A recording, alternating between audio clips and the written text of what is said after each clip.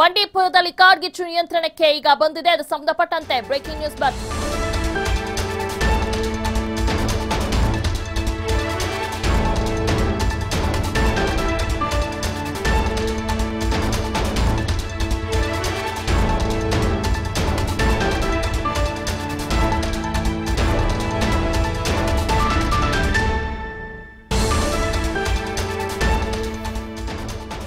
ಶೇಕಡ 90ರಷ್ಟು ಕಾಡ್ಗಿಚ್ಚು ಈಗ ನಿಯಂತ್ರಣಕ್ಕೆ ಬಂದಿದೆ. ಬೆಂಕಿ ಕೆನ್ನಾಲಿಗೆಗೆ ಬೆಂದು ಬಂಡೀಪುರ ಸಂಪೂರ್ಣವಾಗಿ ಬೂದಿಯಾಗಿದೆ.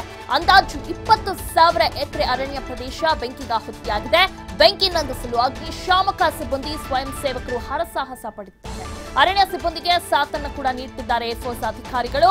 ಹೆಲಿಕಾಪ್ಟರ್ ಮೂಲಕ ನೀರು ತಂದು ಬೆಂಕಿ ನಂದಿಸಲು ಹರಸಾಹಸವನ್ನ ಪಡ್ತಾ ಇದ್ದಾರೆ. ಇಂದು ಕೂಡ ಬೆಂಕಿ ನಂದಿಸುವ ಕಾರ್ಯಾಚರಣೆ ಮುಂದುವರಿಯಲಿದೆ. ಇನ್ನು ಇದ್ರ ಬಗ್ಗೆ ಈಗಾಗಲೇ ಅಧಿಕಾರಿಗಳು ಕೂಡ ಅಲ್ಲೇ ಇದ್ದಾರೆ. ಸತತ ನಿನ್ನೆಯಿಂದಲೂ ಕೂಡ ಸಾಕಷ್ಟು ಪ್ರಯತ್ನವನ್ನ ಮಾಡ್ತಾ ಇದ್ದಾರೆ. ಬೆಂಕಿ ನಂದಿಸುವಂತ ಯತ್ನಕ್ಕೆ ಮುಂದಾಗಿದ್ದಾರೆ. ಈಗ ಆಲ್ಮೋಸ್ಟ್ ಒಂದು ಕಂಟ್ರೋಲ್ಗೆ ಬಂದಿದೆ. ಇನ್ನಷ್ಟು ಅಧಿಕಾರಿಗಳು ಅಲ್ಲೇ ಬೀಡು ಬಿಟ್ಟಿದ್ದು ನಿನ್ನೆಯಿಂದನೂ ಕೂಡ ಸಚಿವ ಸತೀಶ್ ಜಾರಕಿಹೊಳಿ ಕೂಡ ಅಲ್ಲೇ ಇದ್ದಾರೆ. ಅವರು ಕೂಡ ಅಲ್ಲಿ ಎಲ್ಲಾ ರೀತಿ ಏರ್ಫೋರ್ಸ್ ಸಹಾಯವನ್ನ ಪಡೆದುಕೊಂಡು ಬೆಂಕಿ ನಂದಿಸುವಂತ ಕೆಲಸಕ್ಕೆ ಈಗ ಮುಂದಾಗಿದ್ದಾರೆ. ಶೇಕಡ ಈಗ 90ರಷ್ಟು ನಿಯಂತ್ರಣಕ್ಕೆ ಕಾಡ್ಗಿಚ್ಚು ಬಂದಿದೆ. ನೀವು ದೃಶ್ಯಾವಳಿಗಳಲ್ಲಿ ನೋಡ್ತಾ ಇದ್ರೆ ಬೆಂಕಿ ಕೆನ್ನಾಲಿಗೆಗೆ ಸಂಪೂರ್ಣವಾಗಿ ಬಂಡೀಪುರ ಕಾಡು ಬೆಂಕಿಗೆ ಬೆಂದು ಬೂದಿಯಾಗಿದೆ. ಅಂದಾಜು ಈಗ 20,000 ಎಕರೆ ಅರಣ್ಯ ಪ್ರದೇಶ ಬೆಂಕಿಗಾಹುತಿಯಾಗಿದೆ. ಇನ್ನು ಬೆಂಕಿ ನಂದಿಸಲು ಅಗ್ನಿಶಾಮಕ ಸಿಬ್ಬಂದಿ ಸ್ವಯಂ ಸೇವಕರು ಕೂಡ ಹರಸಾಹಸವನ್ನ ಪಡುತ್ತಿದ್ದಾರೆ. ಅರಣ್ಯ ಸಿಬ್ಬಂದಿಗೆ ಈಗಾಗಲೇ ಏರ್ಫೋರ್ಸ್ ಅಧಿಕಾರಿಗಳು ಕೂಡ ಸಾಥ್ ನೀಡಿದ್ದಾರೆ. ಹೆಲಿಕಾಪ್ಟರ್ ಮೂಲಕ ನೀರು ತಂದು ಬೆಂಕಿ ನಂದಿಸಲು ಹರಸಾಹಸವನ್ನು ಪಡುತ್ತಿದ್ದಾರೆ. ಇಂದು ಕೂಡ ಬೆಂಕಿ ನಂದಿಸುವ ಕಾರ್ಯಾಚರಣೆ ಮುಂದುವರಿದಿದೆ. ಹೀಗಾಗಿ ಅಧಿಕಾರಿಗಳು ಕೂಡ ಏನು ಕಾರಣ ಈ ರೀತಿ ಬೆಂಕಿಗೆ ಆಹುತಿಯಾಗದ ಕಾರಣ ಏನು ಅನ್ನೋದ್ರ ಬಗ್ಗೆ ಕೂಡ ತನಿಖೆಯನ್ನು ಕೂಡ ಮಾಡ್ತಾ ಇದ್ದಾರೆ. ಇನ್ನು ಬೆಂಕಿ ನಂದಿಸಲು ಅಗ್ನಿಶಾಮಕ ಸಿಬ್ಬಂದಿಗಳು ಕೂಡ ಅಲ್ಲೇ ಬಂದಿದ್ದಾರೆ. ರಾಜ್ಯಾದ್ಯಂತ ವಿಪರೀತ ಬಿಸಿಲು ಇದೆ. ಅದು ಕೂಡ ಒಂದು ಮುಖ್ಯ ಕಾರಣ ಅಂತಾನೆ ಹೇಳಬಹುದು. ಜೊತೆಗೆ ಕಾಡಂಚಿನ ಕುರುಚಲು ಗಿಡಗಳಿಗೆ ಬೆಂಕಿ ಬಿದ್ದಾಗ ಎಚ್ಚೆತ್ತುಕೊಳ್ಳೋದು ಸಹಜ. ಜೊತೆಗೆ ಬೆಂಕಿ ಆಕಸ್ಮಿಕ ತಡೆಯಲು ಡ್ರೋನ್ ನಿಗಾ ಈ ಬಾರಿ ತಡೆಯಲು ಏನು ಆರಂಭಿಸಿಲ್ಲ. ಇನ್ನು ಅವಧಿಗೆ ಮುನ್ನವೇ ಫೈರ್ ಲೈನ್ ಮಾಡಲಾಗುತ್ತಿದ್ದರೂ ಕೂಡ ಬಳಿಕೆ ಎಳಕೆಗಳ ರಾಶಿ ಬಿದ್ದಿರುವುದು ಇಲ್ಲಿ ನಾವು ಗಮನಿಸಬಹುದು.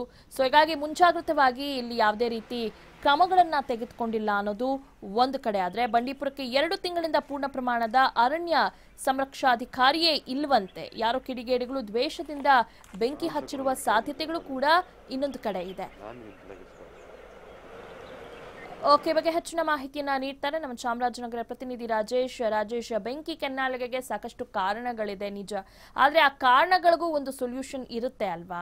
ಮುಂಜಾಗ್ರತವಾಗಿ ಇವರು ಕ್ರಮ ತೆಗೆದುಕೊಂಡಿದ್ರೆ ಅದೆಲ್ಲ ಕಾರಣಗಳ ಆಗ್ತಾ ಇರ್ಲಿಲ್ಲ. ಏನಂತೀರಾ?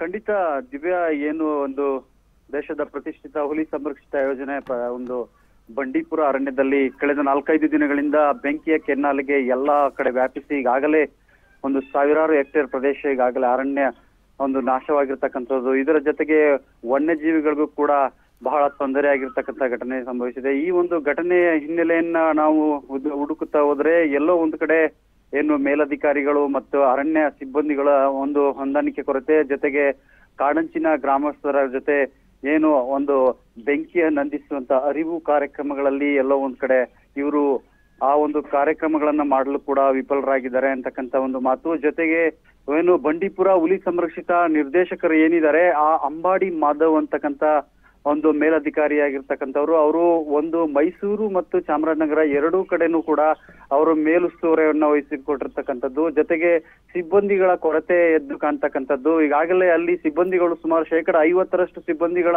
ಕೊರತೆ ಇರೋದ್ರಿಂದ ಅಲ್ಲಿ ಸೂಕ್ತ ಮುಂಜಾಗ್ರತೆ ಕ್ರಮವನ್ನ ತೆಗೆದುಕೊಳ್ಳೋದಕ್ಕಾಗದೆ ಈ ಒಂದು ಅವಘಡ ಸಂಭವಿಸಿದಕ್ಕೆ ನೇರವಾಗಿ ಎಲ್ಲೋ ಒಂದ್ ಕಡೆ ಏನು ಅರಣ್ಯ ಇಲಾಖೆಯ ಸಿಬ್ಬಂದಿ, ಅರಣ್ಯ ಇಲಾಖೆಯ ಒಂದು ಏನು ಮುಂಜಾಗ್ರತೆ ಕ್ರಮ ವಹಿಸದೇ ಇರುವುದೇ ಕಾರಣ ಅಂತಕ್ಕಂತ ಒಂದು ಆರೋಪಗಳು ಕೂಡ ಸ್ಥಳೀಯರಿಂದ ಕೇಳಿ ಬರ್ತಾ ಇದೆ. ದಿವ್ಯಾ. ಓಕೆ ರಾಜೇಶ್, ಈಗ ಅಲ್ಲಿ ಪರಿಸ್ಥಿತಿ ಹೇಗಿದೆ?